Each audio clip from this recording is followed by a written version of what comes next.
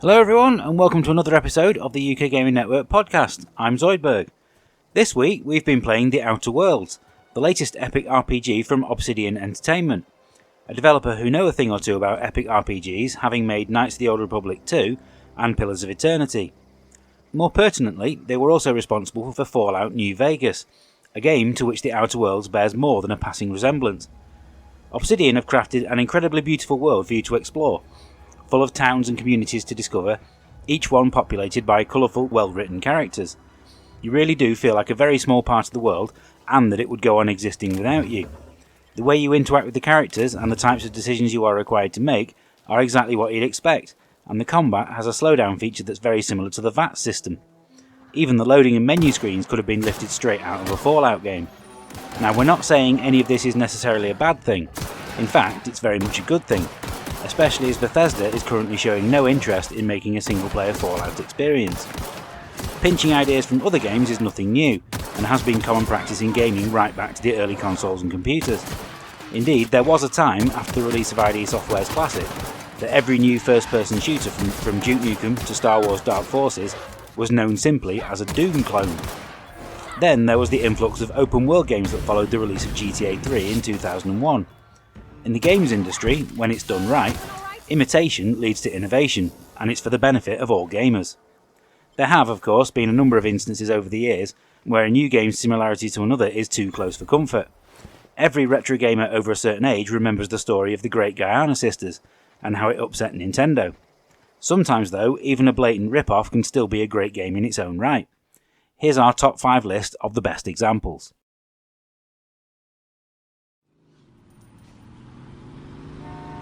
Number 5. Saints Row. Back in August 2006, Saints Row filled a hole in the Xbox 360 library. Grand Theft Auto were last generation at this point, and the fourth entry was still 2 years away, so Volition's open-world urban crime saga had no immediate competition. It would have sold well even if the game had been terrible, but fortunately it was a huge amount of fun to play. Not content with simply copying GTA though, the developer made a number of small improvements to things like hand-to-hand combat and shooting, even loading times.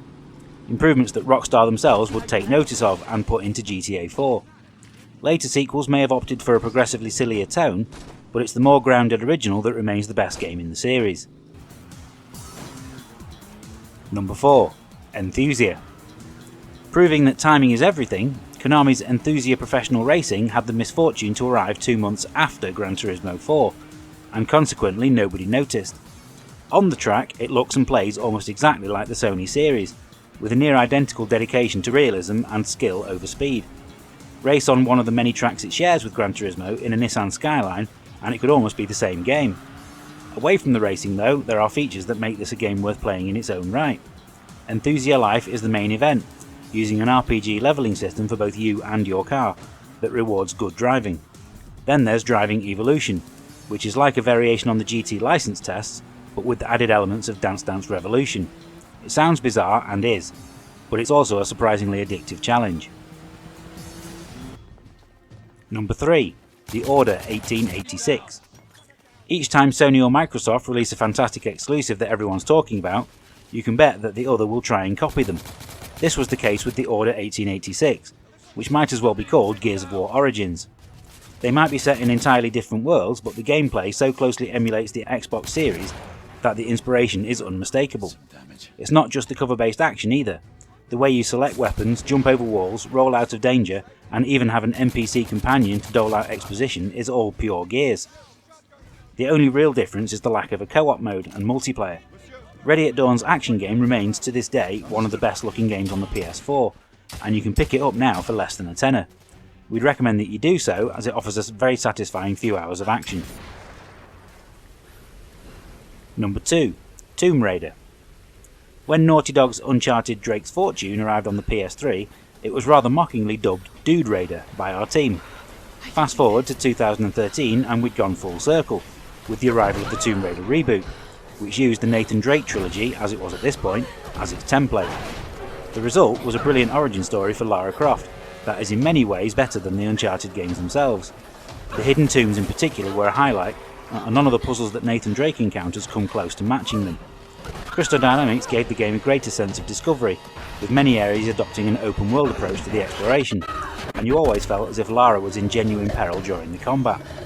Personally, I got bored of every Uncharted game before the end, and I have 100% completion for the entire Tomb Raider reboot trilogy. Number 1. Dantes Inferno. Dead Space wasn't the only demonstration of Visceral Games' talent. There was Dantes Inferno too, which was wrongly criticised at the time of release for being too similar to Sony's God of War. It's precisely because it's so similar that makes it great, and more importantly, it gave Xbox owners something that they could play as well. As far as we're concerned, it's actually better than either of the PS3 God of War games, and it takes most of its gameplay cues from the far superior second game on the PS2. There's a great sense of scale to the combat, with the same combinations of hack and slash fighting and QTE finishing moves. You never feel underpowered no matter how big the enemy is that you're fighting. The story is just as epic too, although with the levels taking you through each one of the 9 circles of hell, it's also not a game for the squeamish or easily offended. Now it's time to take a look at this week's new releases with our reviews. After the great success of the Crash and Spyro remakes, it was inevitable that Sony would dip into their back catalogue for more games to bring to a new audience. MediEvil is one such game. Trouble is, this was never that great of a game in the first place, failing to live up to the potential of the characters or the premise, and the developers at Other Ocean haven't done anything to improve the gameplay. It features the type of in-game camera that was the bane of many 3D platformer back in the day, continually showing the wrong angle or occasionally pointing away from the action altogether. Although a great deal of care and attention has gone into the visuals, the animation and controls remain stuck in the PS1 era. Even fighting against some of the basic enemies isn't as enjoyable as it should be, and it's far too easy to misplace a jump when navigating the platform sections. Being sent all the way back to the beginning of a level for failing is particularly frustrating too. There aren't even checkpoints before the boss fights. If you liked the game first time around, you'll still like this version, but for everyone else it's a missed opportunity. Xeno Crisis is the result of a successful Kickstarter campaign to make a brand new arcade shooter for the MegaDrive, inspired by the likes of Smash TV and Total Carnage. We've been playing it on the Switch, and it certainly looks the part with excellent 16-bit visuals and animation. It has a roguelike element to it, where the levels have a different layout for every game, but that just helps to keep you playing. It also has a strong adherence to retro game design. You get 3 lives and 3 continues, and when they're all exhausted, that's it. Next game you will start all the way back at the beginning again. There's no level codes and no save game points, and the game is all the better for it.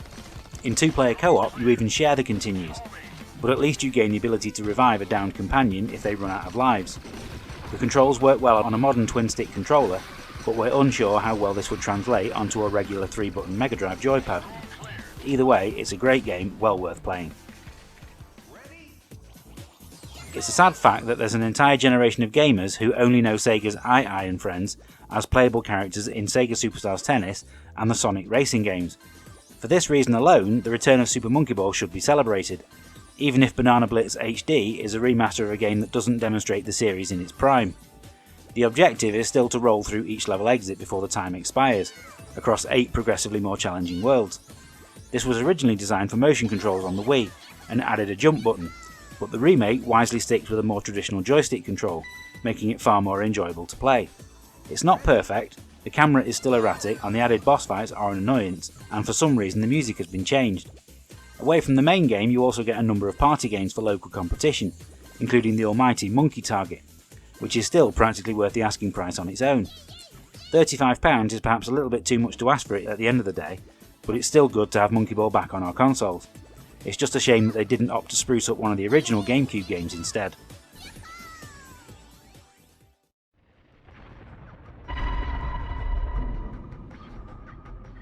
Now we bring you our Retro Game of the Week, and in keeping with this week's theme, we've chosen Warzone 2100, which was one of the few RTS games to successfully bring the gameplay of Command & Conquer to the PlayStation.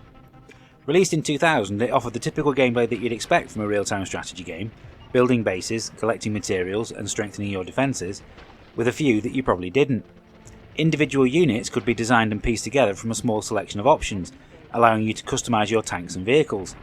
While this level of customisation is small by today's standards, it was revolutionary at the time, and helped to make the game stand out. The 3D presentation is also nice, and we particularly like the addition of an action camera that can be turned on during battles. English developer Pumpkin Studios would go on to become Pivotal Games, and make a name for themselves with the excellent Conflict Desert Storm series. The source code for the PC version of Warzone was released online in 2004 for free. Time to wrap up this edition of our show. We hope you enjoyed it. Please tell us in the comments about any rip-off games you enjoyed as much as the games that they were based on. We'll be back next Friday at 7 PM with some more classic gaming and reviews of the latest releases, which should include Luigi's Mansion 3 and Need for Speed Heat. Give us a like and subscribe for more great gaming videos, and why not follow us on social media at UK Gaming Network. Until then, thanks for tuning in, see you next week.